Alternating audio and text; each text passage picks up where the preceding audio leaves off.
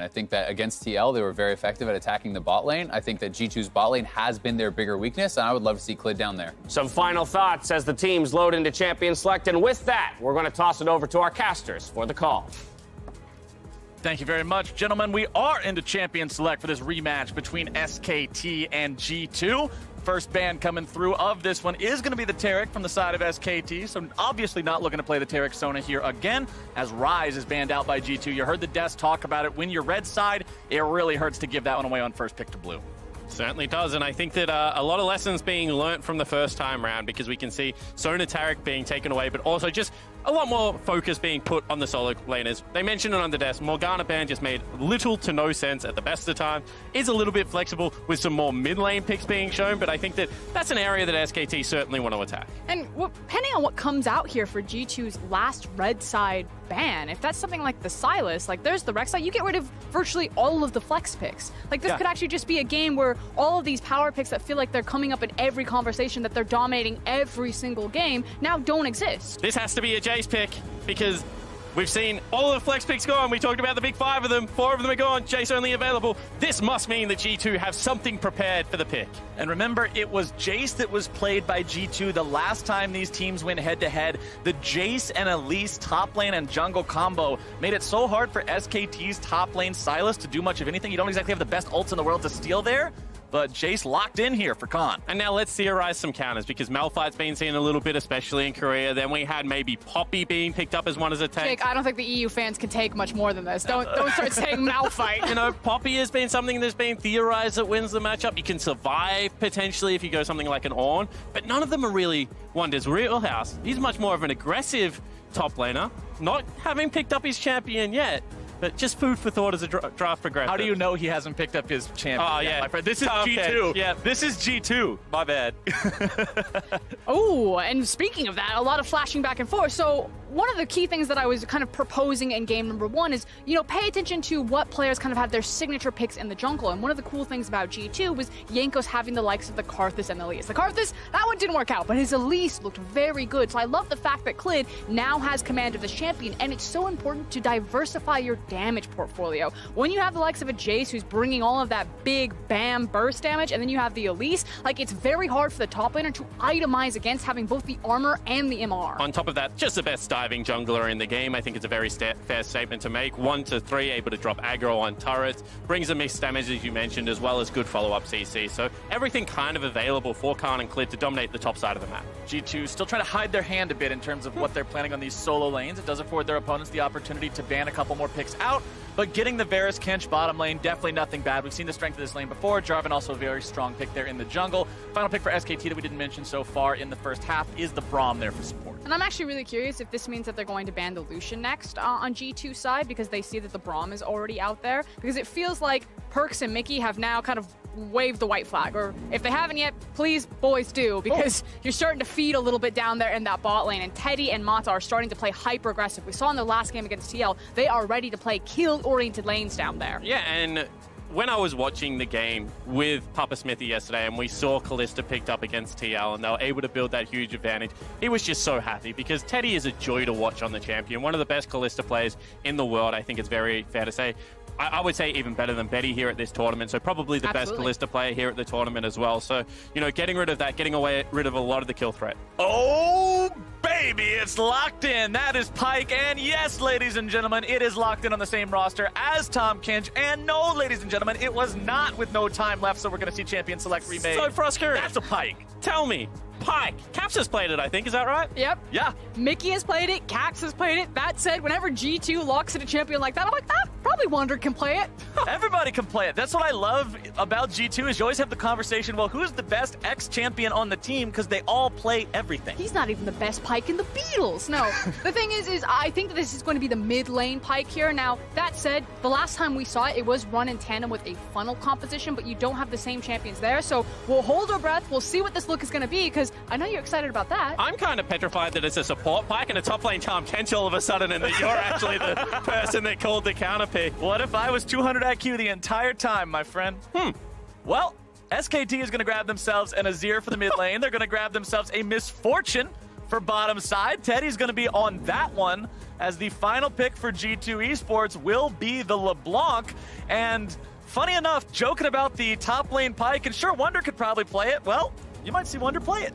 I want to just wait until 20 seconds because I've also seen Wonder play LeBlanc into the top lane. So I'm gonna look over at SKT. What do we got? We got a nice Misfortune down there. Again, very dominant 2v2. MF is such a difficult champion to deal with in the lane phase. If you haven't kept up with her build paths, her level scaling, she usually likes to max W now, and she'll start with W in lane and then abuse that movement speed through the strut to really get these cheeky pot shots off. Yeah, you're going to see press the attack into Blade of the Ruined King, most of the time into pure lethality after that. Ultimate still packs a punch, but as you mentioned, it is that lane dominant focus. When you start changing up the draft, when you've got a Pyke top lane coming into Summoner's Rift, you abandon the early shut down the Pyke strategy that you thought was going to come down. You start camping around Teddy and Mata. They've got a great bottom lane to do it. Solo queue players, brace yourselves for what is to come, because G2 is once again rocking the meta boat, throwing Pyke up there into the top lane. Should be fun to see exactly how they're going to use this one. For those of you that did not watch the LEC playoffs, the final there,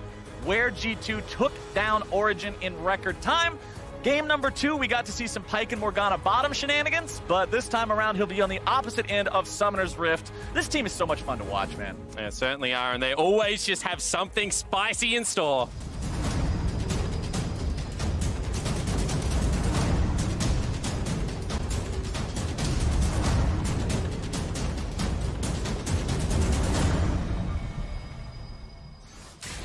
Here we go, the rematch of the battle for second place. So many people looking forward to seeing these two teams go head-to-head. The last time, many fans were shocked to see how quickly G2 took down SKT, how effectively they did it. But now it's SKT's chance for revenge to come in and find themselves another win here, bring themselves up to sitting in second place. Remember, G2 did drop that surprise game to Fongvu Buffalo earlier in the day today, so SKT has the chance to snatch that spot away. And you can see full invade coming across, trying to secure a split map here for SK Telecom. However, G2 potentially looking to fire back here.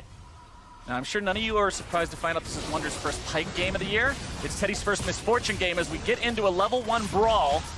The flag thrown over the wall might as well be the white flag as everybody just surrenders and walks away. Okay, so now I know a little bit too much about top lane Pyke, because there's an Oceanic top laner called Pabu that came to All-Stars, and he beat Rookie, and he beat Faker, and he beat Double Lift, and he did all those great things. The Pabu takedown of Faker. That was a pretty cool moment. And then with his newfound fame, he came back and trolled all of Oceanic solo queue with like 380 Pyke games or something like that in the top lane. So How's this Jace matchup? I don't know, but obviously... Yeah, can we get Pabu on here? G2 think that there is something here, because I've talked to Vedius, and I've talked to Deficio, and I've spoken to yourself, Frostgurn, and one of the things that is applauded about this European Hope is their ability to find counterpicks where other people don't think there is one. And in that same vein, they also ran a Vayne into an Akali and got absolutely blasted. So I'm just on the other side. Creativity is a double-edged sword. That is absolutely a fact here. We'll see how this one plays out, as Khan will, as you would expect, take control of this lane early on. Wonder if He's he's working back. out. He's like, all right, don't point the hammer at me. I'm just gonna relax. To be fair, of course, Jace gets to do that. Not many champions in League of Legends start with multiple abilities at level 1 because of how he can change between cannon and hammer form. All right, I want to keep track of how the junglers decide to play this one as well, because Pyke is actually nasty for gank assist. The ability to have both the pull as well as the stun to follow up. When you have a jungler like a Jarvan, means you can do quite a lot with that one. As Klid and Jankos could get into a little bit of a scuffle here. Jankos wisely retreating because he recognizes neither of his solo lanes have any priority. That's not a fight you can win. And obviously the importance here for Klid to get the Scuttle Crab is to allow Khan to be like, 1v1 me, bro. You said you were going to do it. I've got the Jace now. Like, it's my time to shine. And this is what I like to see so much from junglers when you have 2v1 me, bro. A ranged top laner like the Jace or like a Vayne or anything else in that line. Make sure you help them. Yes, they're a lane bully, but you have to be the one who keeps an eye out for the teacher and make sure these guys can take kids' lunch money all day long in the top. And you can see the top lane gank potentially being set up because that wave's still yet to crash. So it's going to be a wave and a half plus a cannon coming underneath Wonder's turret. Now, he is level 3, has things like the invisibility available. So it looks like SKT will decide to back away. This should be really obvious, though, when you slow stack a wave like this, that a dive is incoming. And now here comes Klid. He's just used everything. Klid's making his way in. CC coming through, looking to find the damage. A little bit more will do it. Remember, Clid's able to drop the aggro, and there you go. Repel will dodge the turret shot, and SKT walks out clean. Caps is going to walk on over, but he's going to be taken pretty low himself. Will lose the clone there. Clid looking to make the flash into the cocoon play. Caps seeing if maybe there's something else to do in retaliation. Clid taking an extra turret shot means he could be in some trouble here. Wonder coming around looking to maybe make something happen. Caps still in pursuit. Flash into the chains, and here comes the damage. Repel's taking you nowhere. Nice job from Caps to be able to join the top side, but Faker looking for him now will force him away from the mid lane wave. And that is so many resources expended to try and get a cheesy counter pick ahead that I would say ultimately failed. Yeah, and now the question is, does it get back into the game? What happens to Pyke now at this point? Is it just completely done? Caps is looking to find some damage onto Faker here, recognizing how weak Azir is early on, trying to get some good trades. Wonder weaving that Bone Skewer in there to find the pull onto Calm, but not going to get a whole lot of damage out of it. And you know Calm wants to win lane. He's going back, he's got himself the double battle blades there in the door end. He's got himself a refillable potion as well. Going to start stacking some longswords for himself. And I'll be interested to see now whether this is Clid. Hold that thought. Nope, no, we're good. Continue. We're good.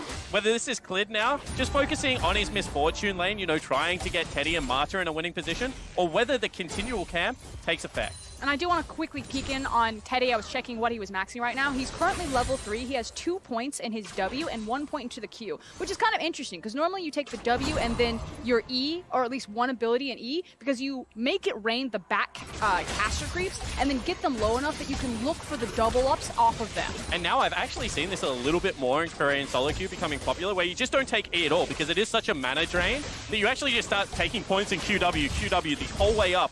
And E is actually not taken until both skills are maxed out. Not really all that useful in a Braum lane either.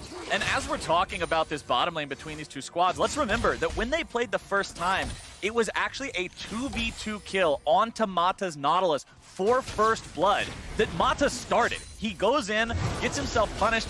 It's not a good spot to be, and G2 end up taking that one. I expect SKT to play more carefully this time around in the bottom lane, but they're looking to play more aggressively in the top side here yet again. Wonder underneath turret, but Jankos is there. A ward will spot him out. That is so cool there from a top lane Pyke. He's basically a souped up Garen, and how he's able to re-get his health back. You know, Garen, he's got his passive, he takes some trades with you, he steps back, and he just comes back full health into the lane like 5 minutes later. Pyke literally just dodges it back into Fog of War, and then comes back to the tower full health. Sure, but if your counter pick is down 22 CS and it's cool, sitting under Spot, its turret, cool. I will take the success of what is happening in top lane over the cool factor of running Garen in a comp game any day of the week. Look at his Garen pass This is the difference between players who play MMOs and wear the gear that looks the coolest and the guy wearing a bunch of goofy stuff. He looks like a hobo, but he's got the best stats for the PvP.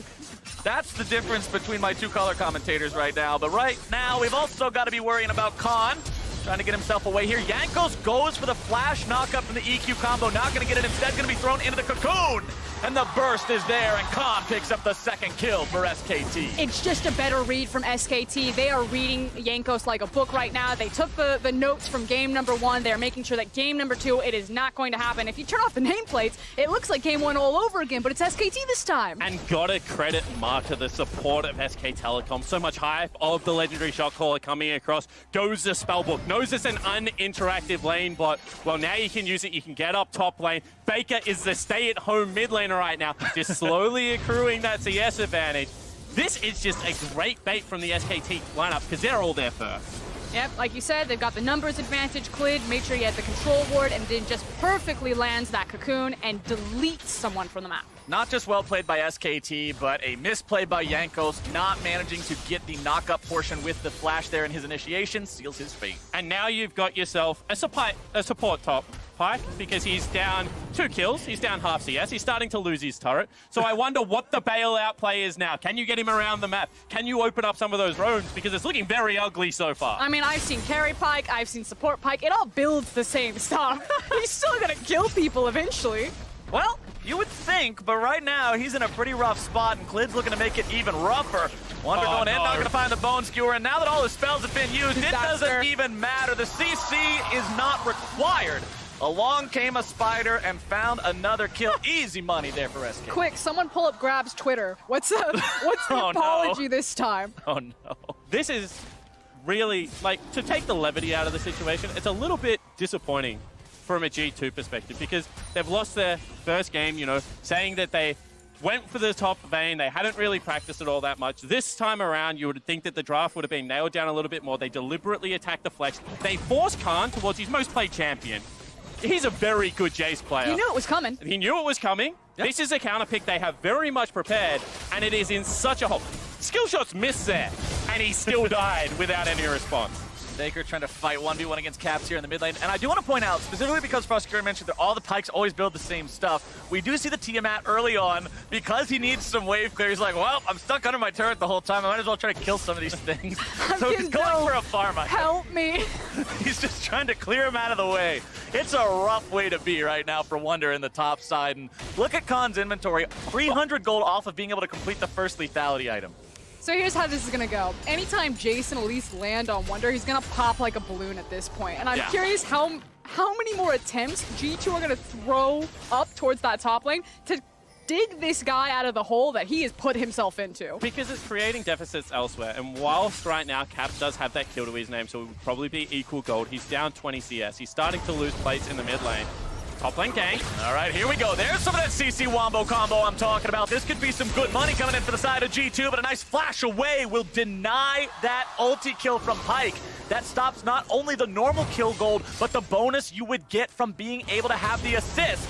And that's the shutdown credit coming in for Jankos. But we can finally see how this is supposed to work. He knew he was going to get pushed in. Yeah, he's got the Tiamat, but you just make sure that you can get behind him, follow up with the stun. It makes easy CC for the flag and drag, and then hopefully that Pyke ult lands. Now we might have a fight coming around Dragon. SKT trying to go for the Mountain Drake. They will manage to secure that one. Chains of Corruption already going to be down, but that is a nice bullet time. Putting a lot of damage into the G2 health bars. Clid wanting to go after Cap's going to have to settle for a nice plate of frog legs instead. Mickey goes to a watery grave, and SKT take the objective and a kill. Yeah, but he saves his mid lane. A very good eat there by Mickey. But you just walk into a Dragon Pit after making a play on the other side of the map and get decimated. Lucky to only escape with one death. Want G2 to continue to double down around topside, because fighting around Dragon without numbers can be risky. And here's the thing, not a lot of people really count for the MF. You don't see her a lot in competitive play. Yeah, she was played a bit into Japan, but the LEC, she was invisible. See if Wonder can make this one happen here again on the top side. Khan going to be thrown underneath the turret, taking a lot of damage, and this will surely take him down, or will it? Jankos trying to catch up here. Caps wants to come in. He's got the mop and bucket. Janitor Caps, can you clean this one up? Over the wall goes Jankos. Khan still trying to get himself away. Using the stopwatch, that's not going to do it. Instead, just ends up wasting that very important cooldown. Won't get another one of those, and G2 finds yet another kill. Yeah, and G2 are throwing the exact same punch repeatedly. They don't care how far Pyke was put down behind, because he's a facilitator for the rest of his team to pick up these kills. Faker now in trouble, potentially. He's got help nearby. Mata making those rotations around the map. As you already mentioned earlier, Spawn, bottom lane wasn't exactly the most interactive thing in the world. He's pretty freed up to go around and do whatever he needs to do around the map. Blade of the Ruined King completed for both of these 80 carries so far, so those guys will hurt once we get into the team fights. And goes around from the side here, but Mickey Axe going to be the one in some trouble. Stunned up, locked down, goes into the stopwatch, keeping himself alive, going to be going golden. Mata trying to escape with his life, but here comes Cap, and he's got the electrocution for the kill. G2 looking to find even more now as Wonder closes in. Over the wall he goes, looking to maybe grab himself a bone skewer. 999, that's some damage on the enemy jungler. Make it 2. A double kill for the top laner. And ladies and gentlemen, the man is right back in this game. Confident target number 3. Can they get him? Chains are down. He's yoinked around, and there comes your ulti. Faker coming in now, looking to grab somebody on the back end of the fight. Wonder's going to be taken rather low. Couple more stabs will do it, but Faker can't quite make that happen. And G2 are right back in this game. And who's laughing now? Wonder, like you said, right back into this game. He picked up 3 kills for himself right now, still down in CS, but certainly feeling very fat and happy with that goal. Yeah, and this all starts on SKT's kind of terms. You can see Clid goes for the long play around, no vision, spots him out. This was a surprise, but at the end of the day, you're brawling against a comp that very much wants to brawl now. They've got themselves the LeBlanc, the Jarvan, and the Pyke. They're online already, and they just continue to run down SKT. And that was a classic comparison of your team's stopwatch versus the other team's stopwatch. We saw Khan use one earlier for absolutely nothing, and you see Mickey X use one right there that results in so much going the way of G2. These are not just kills. Remember, the reason the gold swung so hard for these is because you're effectively getting double gold for each kill because they all came from a Pyke ultimate. That's 3 bags of your cut going over to these different players, and everybody's rich all of a sudden. And G2 just sticking to the game plan. They need it to be bloody. They need it to be action-packed because at the end of the day, you're playing against something like an Azir that just scales so well. So they, you know, even though Wonder falls behind, continue to make plays around and continue trying to build him back into the game. And now we're right there. It's also the genius of the rest of the composition. The fact that you have a LeBlanc, that you have a Varus and a Tahm Kench, where else can SKT really penetrate that onto the map? LeBlanc's mobility to keep her safe into the lane, as well as the fact that Mixi is just going to keep Perk safe. And you can see, again, jungler's bottom. Just sticking to the game plan, and Cap's looking to solo out Faker. Not gonna find it though. Faker with some fancy feet, getting himself out of the way from some of the damage coming through from Caps there. Faker's still wanting to get himself home. Has barrier if Caps tries to go in and make something happen here. Caps won't get it there. Very low on mana at this point as well. Probably won't be able to find this assassination attempt. But here comes the reinforcements. Abyssal Voyage going to be canceled. Mickey not wanting to go in any further, seeing Mata. Yeah, great bullet time actually from Teddy to stop that ultimate. Of course, any damage registered is going to take it down. Jankos and cleared. Jankos still looking to find that spider. There we go. Khan's going to be here now as well. Abyssal Voyage coming back in. Remember, they didn't use it all the way before, and now SKT is going to be in the wrong spot yet again. From 0-2 to rampaging. Wonder is making this Pyke sing. This mobility and hunting composition from G2, the reach that Pyke has, the reach that Jarvan has, that LeBlanc has, the ability for G2 to instantly be on top of you with so many members must just be suffocating to play against. You need to know where they are at every single split second because suddenly there's like 3 to 4 to 5 people. Because it's like, okay, we got Faker out. We're okay, we're just chilling. Okay, Jankos is engaging on us. Again, all of these members show up, and the resets, the execution, the ability to continue the chase seems to be what this G2 comp is built around. And I love how confident G2 are in themselves as individuals and as a team. This is a squad that will go for aggressive plays, that will make moves that other teams are like, that's a 60-40, maybe we shouldn't do that. G2 says 60-40, that's 10 more in our favor than we need. It's like what Spawn was talking about in game number 1 of our cast. It's this idea of the creativity, that they don't play standard League of Legends, that they will change up the tempo of the game, the course of the game, and they will force you to play reactive. They will force you to play on their terms. And now how do SKT wrest control of that back in their favor? Because we saw, you know, some crazy comps come out in the LCK finals. Griffin really chucked the kitchen sink at SKT and they withstood it. They were able to scale. They played a lot of similar compositions, you know, control mages with some early game flair. And they got themselves to the point of the game where they were very, very comfortable. This game started in a similar flavor, but has now devolved into utter chaos. And SKT need to pull it back from the brink. SKT need to stabilize this a little bit. The lead is growing. It's still not astronomical yet, 1,500 gold, but G2 are going for second Drake. It's just an ocean. Laning phase is already over. SKT deems that not worth contesting. And this is kind of where SKT's composition can try to wrestle some control back over big monster objectives. Now, on an open map, I'm still going to give it to G2's comp, because again, this kind of hit and run hunting style is really terrifying to deal with.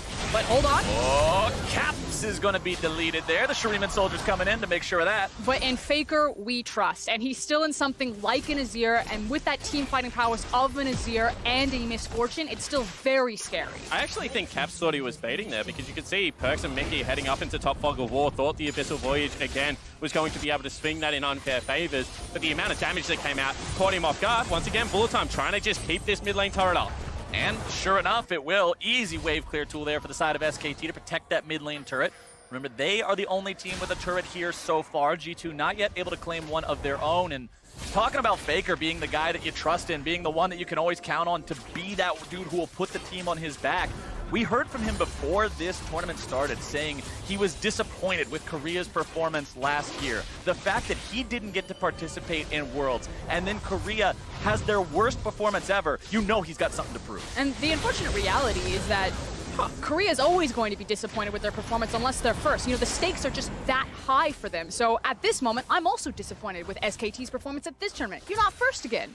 Yeah, that's kind of the problem with always being the best. Best becomes the expectation, and the rest just becomes disappointment. But Faker would love to bring his team back to where they want to be, back to that former glory. But G2, this team from Europe, redefining how League of Legends is played, redefining what you should and should not be thinking about for playing. Imagination is one hell of a drug. and G2 are the ones to show SKT exactly how potent that could be. Faker keeping himself alive with the Sharima shot. And you can see once again, Mickey just cheating into Fog of War, trying to join this play, trying to put pressure on the Azir in the side lane. Faker in unfamiliar territory.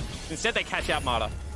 Mata will get himself away, not too worried about it. Gold dead even here, 18.5 minutes into this game. But it's these situations on this type of map that G2's composition really wants. If you're getting to kind of pull SKT to respond through trying to cut through their own jungle, that's when G2 kind of heads you off at the pass and find you.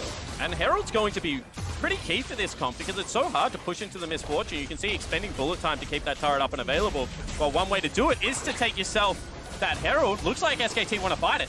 G2 will secure the Herald for themselves. Yanko's making sure to grab the eye before they get out of town.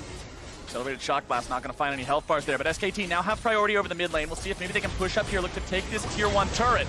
Gonna find some damage now onto Wonder off the side, won't be able to land that.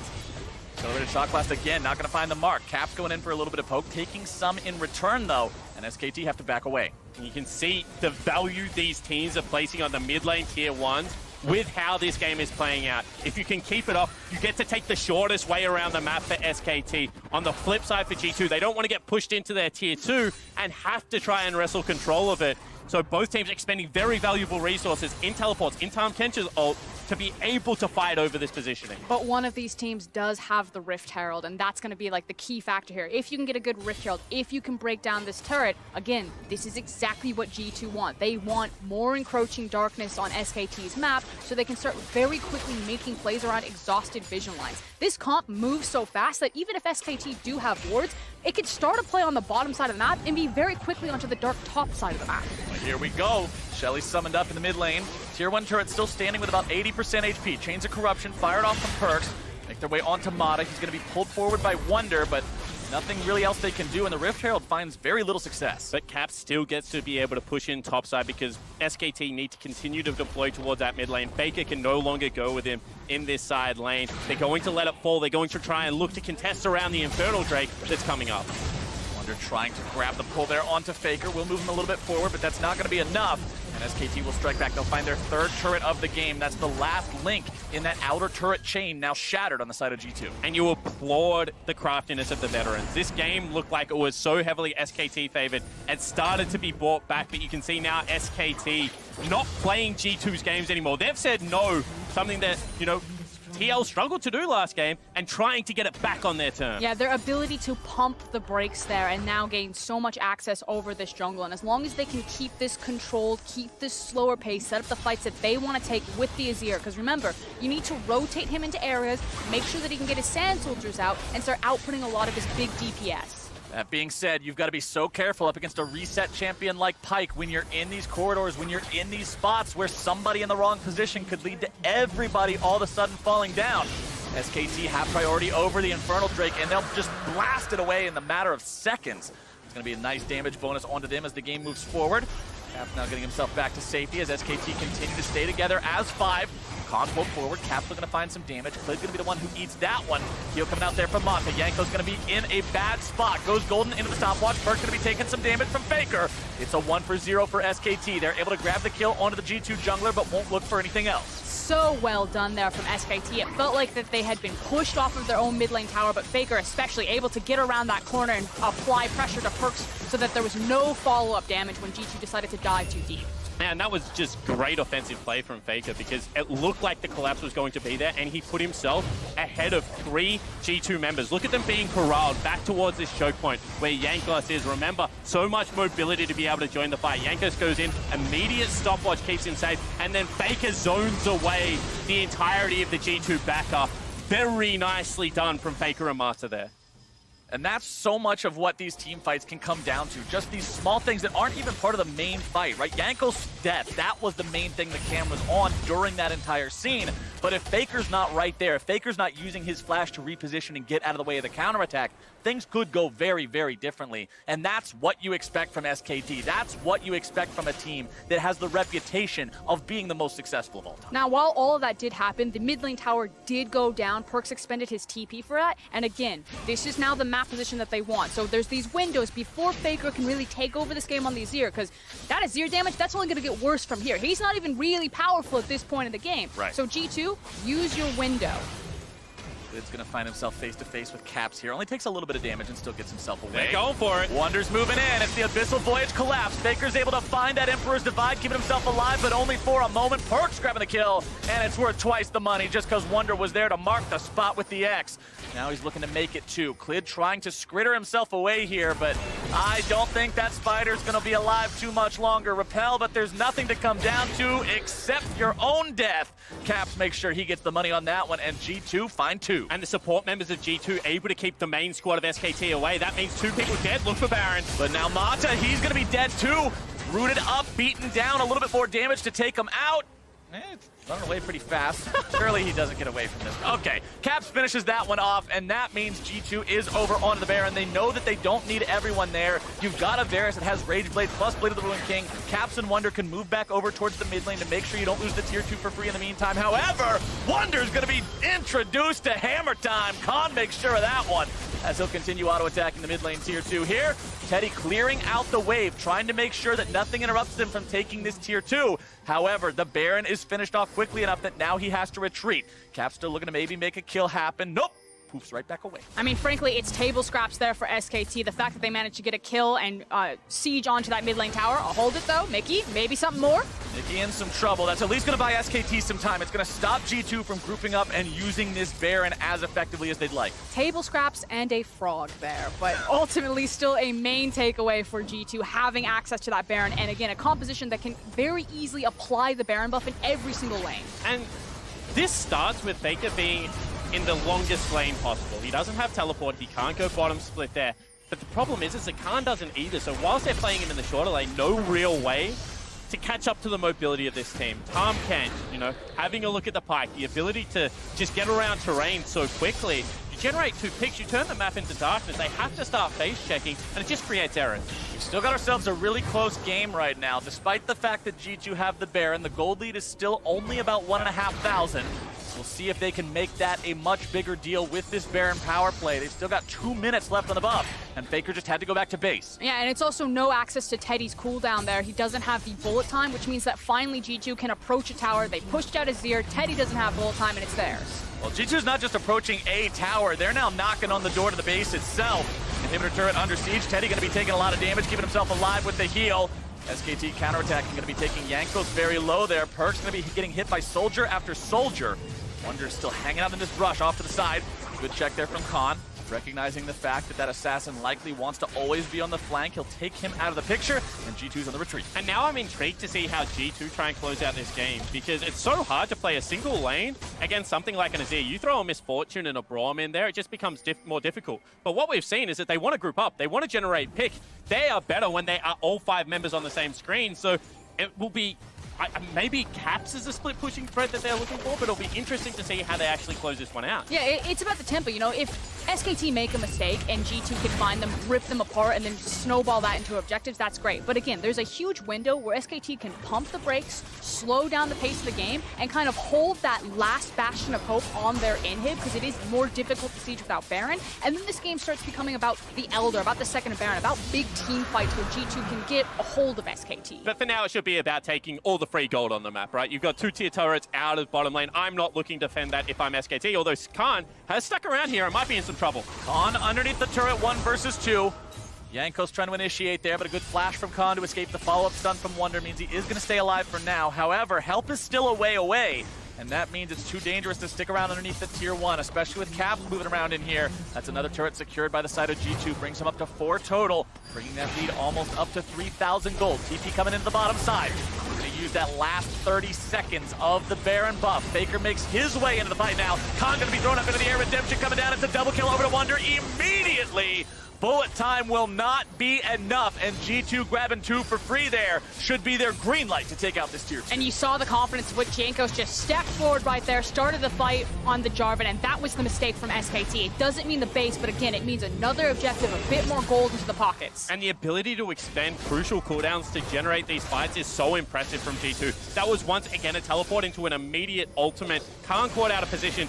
Marta tries to save him. cannot they both fall down? SKT are reeling from this. You can see it's actually Khan in the brush, trying to recall, trying to position aggressively, gets tagged up. Back-to-back mistakes from the top laner of SKT, and G2 railed them for it.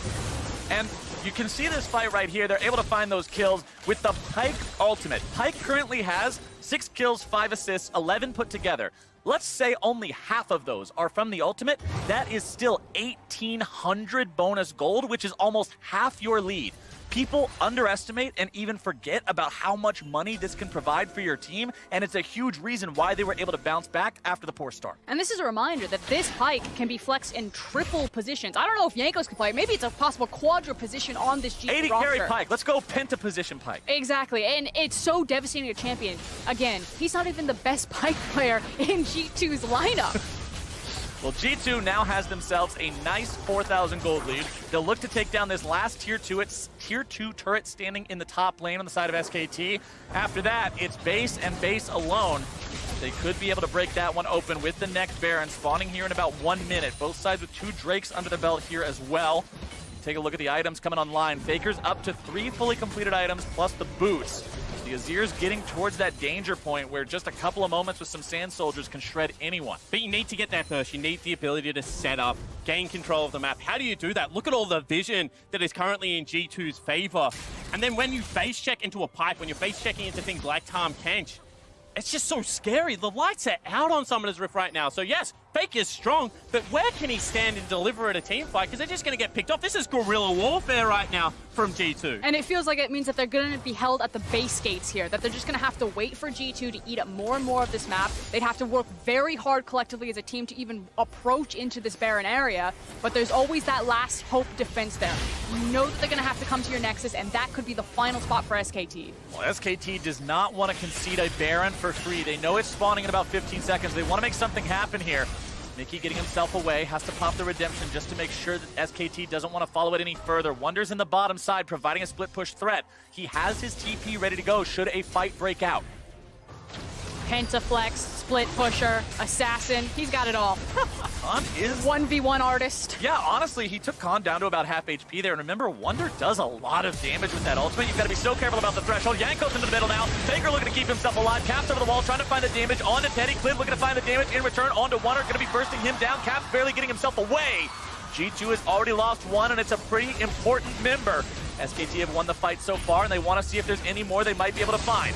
Lada wants to lead the charge. Shield is up, trying to maintain that unbreakable. Bullet time comes out, but a nice flash away, along with the cleanse from Nicky X.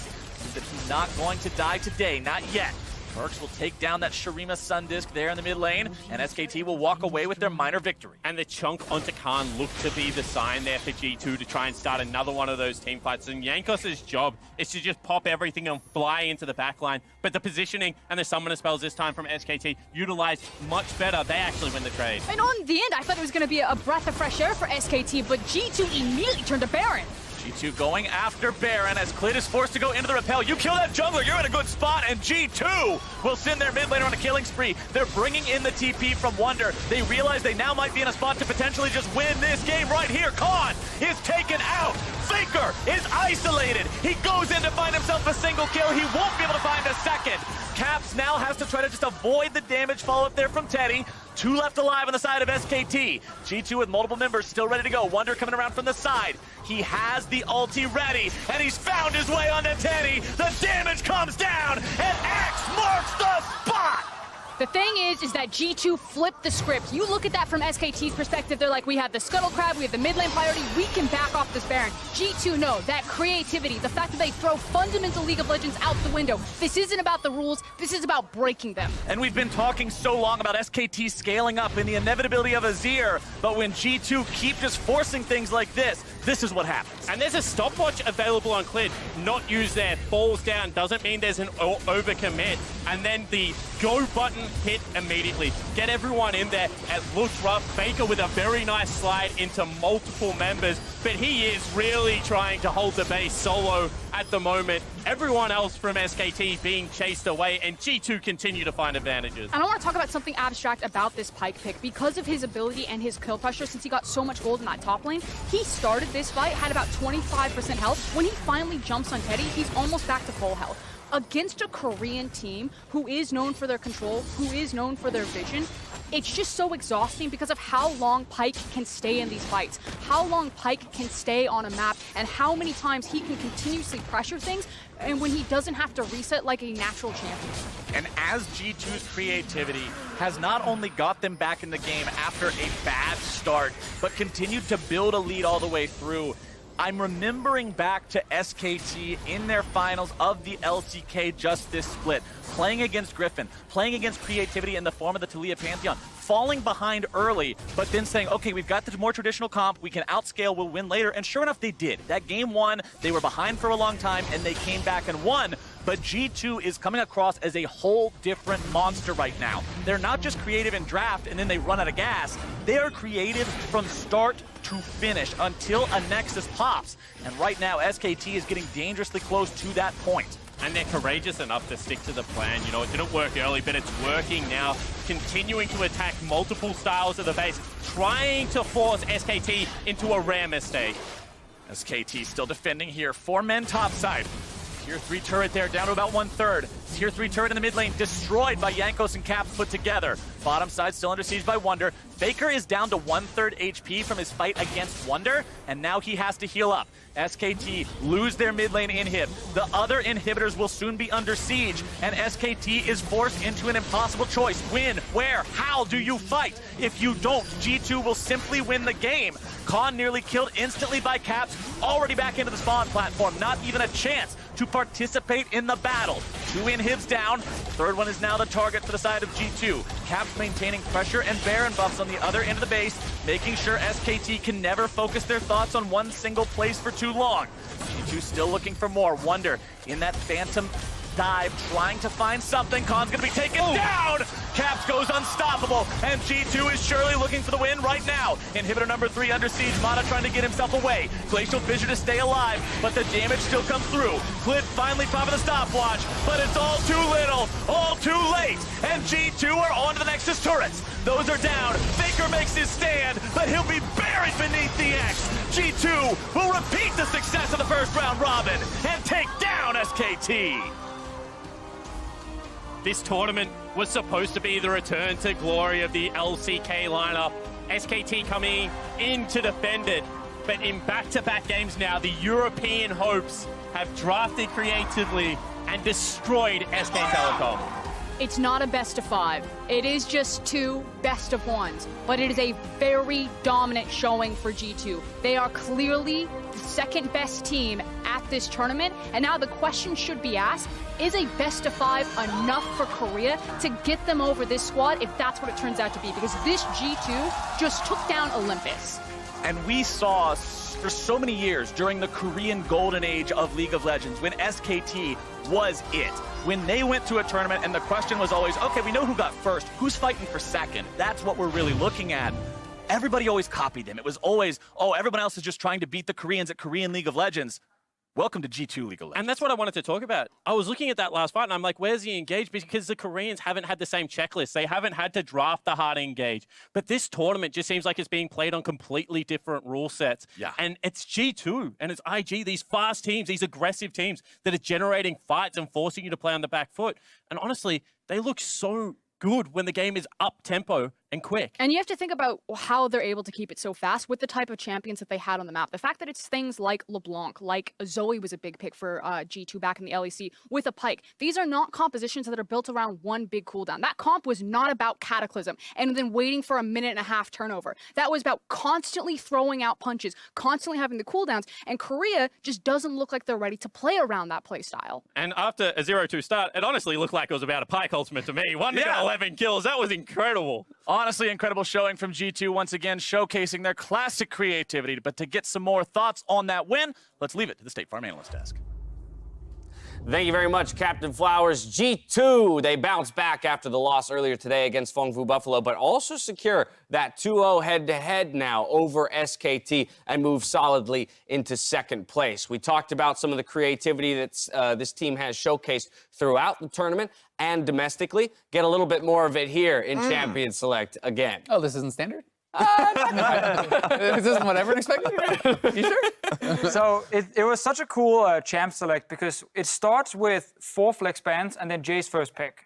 And then we see the Elise coming and we're like, okay. Khan is bringing You're friends about this to dive time. top. He's going to absolutely destroy one. And we said, and we were talking like, what can he pick top lane to survive? What can he actually do against Jay's Elise with the current bans? And he comes up with this surprise pick, obviously, in the Pyke that we can talk a lot about in the game as well. But I think just overall the way the draft went, it was like Varus, Tahm Kench, so you have a winning bot lane for G2. Then the MF came in, to me, purely as an answer to the lane to say we need to just go even. Because we're playing topside with Jace and Elise. Something needs to survive down there. Right, so in a lot of ways, SKT's early game plan is telegraphed here with that strong early jungler in Elise and the Jace in the top lane. So let's take a look and see how they supported that early strategy with their in-game play.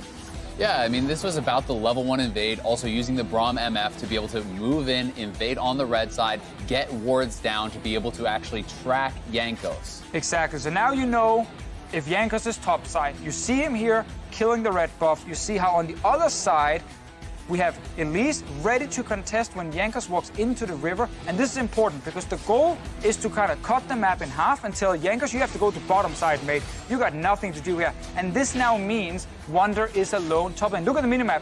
Jankos on Jarvan, he's at the dragon right now. So no one is going to help Wunder. And then what happens here in this trade is Wunder gets to use his Aftershock to get away from Khan. So now he's super squishy. It's all focused on Jankos here because the fact that Jankos got pushed on the opposite side of the map, he could have tried to hover, but if he'd done that up against the Elise, that is a major gambit. He loses experience in doing so. And now we're going to see kind of the answer from G2. Normally, a team would try and send the jungler up here alone and try and see if you can gank Khan, who's sitting without flash. But Jankos can't go alone because if Elise is here, he will die in a 2v2. So what G2 likes to do is sacrifice Caps' lane and just move him out of that lane to come help in a 3v2. Sadly, it's a big mistake from Jankos in terms of the flash execution here. So now he just dies. And at this point, we're basically calling GG already. Yeah, I mean, it seemed like such an impossible point to come back from because everything had gone wrong for G2. It's like, all right, well, it's Vayne top all over again. You've tried this cute pick. It got dove. You're roaming top. You're giving up all this massive advantage mid lane as well because Faker is not moving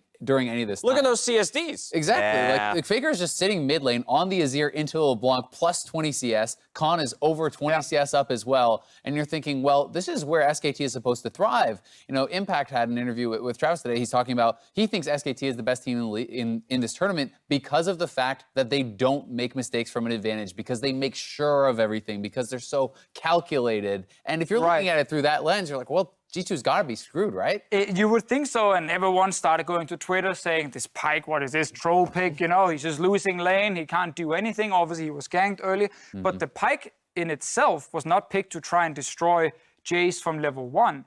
It was picked because of all the chaos it creates. How later on in the game, you can make plays around the Pyke or you can roam the Pyke around. You set up in 1-3-1. It's not a 1-3-1 because Pyke goes to LeBlanc lane. So 2 members on this side suddenly, and you catch people off. And actually, let's just bring up the next replay. Let's do it then. 12 minutes in. Huge turnaround fight for G2 to get back into it.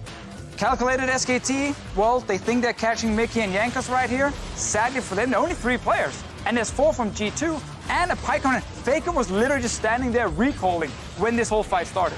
So it just makes it so GT can just crash right in. A lot of the times you see these compositions, like where LeBlanc dives in. Usually it's the Camille, but the Pyke just dives straight in. No Faker, and how is SKT going to succeed? And I think one of the most powerful parts about surprise picks such as this is that you have practiced out this matchup. How many times do you think SKT played against a Pyke top in a competitive scrim? My guess is 0, right? And this is one of those situations where you can be caught off guard by what type of things this pick can pull off, how easily he was able to actually shrug off the Jace poke by just stepping into the brush or utilizing his W, how much burst he was able to actually provide with all of this gold being funneled into a Pyke that early on compared to that of a support Pyke. Yeah, exactly. And we didn't show this replay to praise Wunder for getting a triple clip because he technically just came down and clicked ulti, right? It was SKT who started the fight when there were only 3 players and got punished, but it's because this is what now unlocks the composition from G2. This is what now allows Pyke to get out of this lane where he's getting bullied. He has a couple of kills, and now the chaos just continues. All game long, they are flying around, catching people left and right. And my biggest query, my biggest worry for G2 from that point forward was like, how are they going to be able to open the map? And I think Caps actually played that one out well in terms of going towards the top side of the map, opening up the top lane turret, and then it made it so at every point, if SKT wanted to try and answer it, send Khan to the side lane, guess who's going to follow? And suddenly you're dealing with both the LeBlanc and the Pyke at all times. I'm going to let you jump in just a moment, Azale. I just wanted to let viewers at home know that we'll get some insight from Wonder himself on that Pyke pick in just a few minutes. But returning to the conversation around how, from that 12-minute mark where, yes, they get a turnaround fight, ultimately G2 still had to close it out for victory. Yeah, they definitely did. And I do want to throw a little bit of criticism Khan's way, because I do think that he played this out a little bit disrespectfully. There was a number of times, you know, even after that initial turnaround fight, where he is then pushing without vision. He is not respecting the fact that both, you know, Jankos and Wonder can be up there. You know, how powerful their CC was to be able to take him down. He was not always backing off in fights and was positioning aggressively, even without flash. We saw that at the tier 2 dive where he was taken down after his flash is forced out of that tier 2 turret, or tier 1 turret rather. He backs off, but he's posturing aggressively, looking to poke, and he's getting caught out and getting taken down. Yeah, and that's not okay when you're investing the first pick and also the second pick with Elise, all towards winning topside. So Teddy had to play MF. That's not a very, very strong pick, and especially not in a game like this. Like, it was picked for lane. He has to then walk into a team fight where you're getting 3 assassins from different angles and a Jarvan flying in your face. Who do you ult? The moment you ult, you basically stun yourself and you will die. I'm not sure why I did the animation, but that's what you do. So you should make the sounds too. Yeah, skipping the sound. I mean, I would have enjoyed it. Teddy was basically useless in this game because they invested everything topside, and then Khan ends up not being able to do anything. For SKT, the way they should have been able to win the game, of course, is to play through Elise. Elise had been able to secure such a great advantage, and of course, the replay we showcased was, you know, Faker basing, but they needed to be able to group around the most strongest early game member, and a lot of the times they were just not able to do that. They were certainly caught off guard. We all were. I don't think anybody out there, like, there are a few people out in the world that will know the Pyke Jace or matchup, let alone the composition that G2 are trying to employ there. So best of one tactics, my friend. I mean, it's going to come back, I'm sure, but that was fun. Continue to be impressed by G2's creativity when it comes to the draft phase and how it translates into victories. Let's head over to Shox for a chat with G2's top laner. Thank you very much, Dash. I'm here with Wonder, who played Pyke top versus SKT. I'm going to be honest, I don't need this because I was writing down questions to interview you guys for a possible win, but then after the first 10 minutes, I was like, this is not happening. However, it turned around. So can you run me through kind of the different phases of that game? Well, I mean, to be fair, we had more success when we played Pyke top in scrims than what this game showed. It was really rough early on. I thought I was fine, but then I got dove by Elise Jace, which in hindsight, I should probably have known would happen.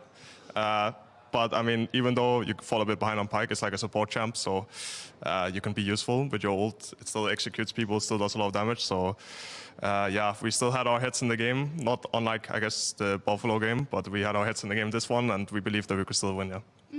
Yeah, you seem quite happy about it. I have heard that this was something, as you said, you scrimmed with and that you have been wanting to try for a long time. So why specifically in this matchup and against this composition, in this composition? I mean, I just believe that you can't really get punished as much when you play Pyke into Jace. And then Jace kind of wants to like really dominate lane and get like a big lead, but I think that Pyke both like outshines Jace out of lane and then can also like kind of, I guess, deal with it fine. Doesn't really matter what comp you have, but like preferably you want like something that can CC, so you can land the ult, and you want something that can like chunk them down before the fight starts. Otherwise, I will never really be useful. I will just be like looking for hooks and looking for stuns. But yeah, so that's like, I guess, the main two things. Now, this was again one of those draft choices that was kind of secretive and a surprise and then end up working out, but it doesn't always. What's your view on kind of the fact that G2 is always trying these new things? Do you think you should always do that, or do you think you should temper it at some times, like we saw with the Vayne pick, for instance? I mean, of course, like it's a double-edged sword, right? Because sometimes we don't really have a lot of practice on some of the champs that we maybe should have, because we're trying something that we thought or think can work, and sometimes it's the other way around, right? We find something really insane that can get us wins, but yeah, I think it's basically, I can narrow it down to like that. It can be a bad thing, but we are trying to make it a good thing most of the time. I think this game showed that you can turn it around even if it doesn't work out in the beginning. Finally, now that the first round robin is over, now you've already even beaten SKT twice. We've seen some ups and downs, I would say, from G2 Esports. What do you think you have to focus on going forward? Well, I think we just need to know our priorities when it comes to draft. I mean, that's like that is a really basic thing to say, right? Like, we just need to know what's actually good. But I believe that we have been caught off guard by some of the teams that we haven't actually practiced against on stage. So yeah, I mean that, and also we need to stay more composed when things aren't going our way, and like try to actually climb back into the game, which we didn't do today. So yeah, mainly those things. Okay. After the final, you tweeted, "I got my first trophy. What do I do now?" I mean, beating SKT with Pyke top, is that hitting the spot? Yeah, I mean, the first game I beat SKT with like 50 CS lead in lane or something like that, and now I beat them with Pyke. Although they don't look as dominant this tournament, so it's not like the greatest achievement as maybe it would have been when they were like on top. But yeah, I mean, it's definitely like a big feat, I guess. And I mean, now we just have to beat IG, right, which haven't really paid off in the past. Yeah, we'll be looking forward to that. I think you can be really proud, nevertheless, of beating SKT twice. Thank you very much, Wonder, with Pyke top, styling on them. It was crazy. We're going to take a quick break, but when we come back, it is the last game of the day. IG versus Fangfu Buffalo. Don't go anywhere.